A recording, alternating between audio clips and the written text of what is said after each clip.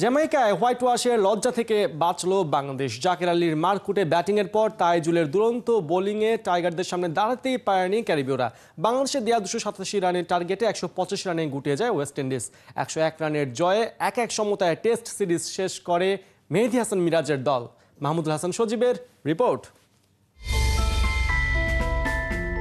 একটা ইয়র্কার ভাঙলো স্টাম্প, ভাঙলো বাংলাদেশের টানা হারের বৃত্ত গুছল।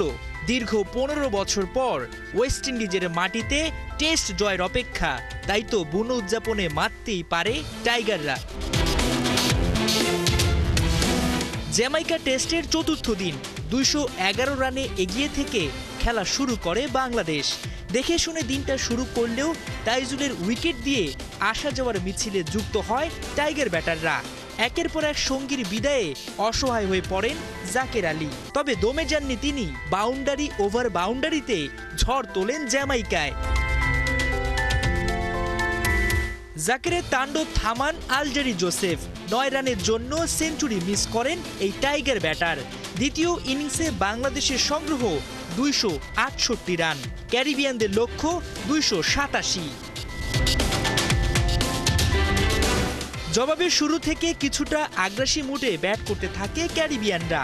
পেসারদের বদলে স্পিনারদের এনে সফলতার দেখা পায় বাংলা। 57 রানে উইন্ডিজদের 2 উইকেট তুলে নেয় টাইগাররা। কাপ্তান ক্রেগ ব্র্যাথওয়েট ছুটছিলেন বেশ জোরে সোরে, তাকে আটকে টাইগারদের স্বস্তি এনে দেওয়ার কাজটা করেন তাইজুল ইসলাম। 92 রানে 3 উইকেট নেয় ক্যারিবিয়ানদের। তাইজুল ঘূর্ণিতে রেহাই পাননি আলী কাথানেজ কিংবা দলকে জয়ের আশা দেখানো কেবম হজ। দলীয় 143 রানে 5 উইকেটের পতন স্বাগতিকদের। ম্যাচে রাজ সফরকারীদের। এরপর কিছুটা সময় জাস্টিন গ্রিভস দা সিলভারার চেষ্টা করেছে বেশ, কিন্তু তাতে হার এড়াতে পারেনি ওয়েস্ট ইন্ডিজ। তাইজুলের ফাইফার, তাসকিন হাসানের যথাক্রমে 2টি করে উইকেটে 185 রানে গুটিয়ে যায় উইন্ডিজরা। 101 রানের বিশাল জয় বাংলার। টেস্ট সিরিজে 1-1 সমতা।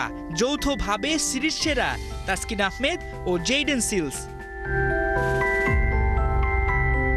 মাহমুদুল হাসান সজীব, 71।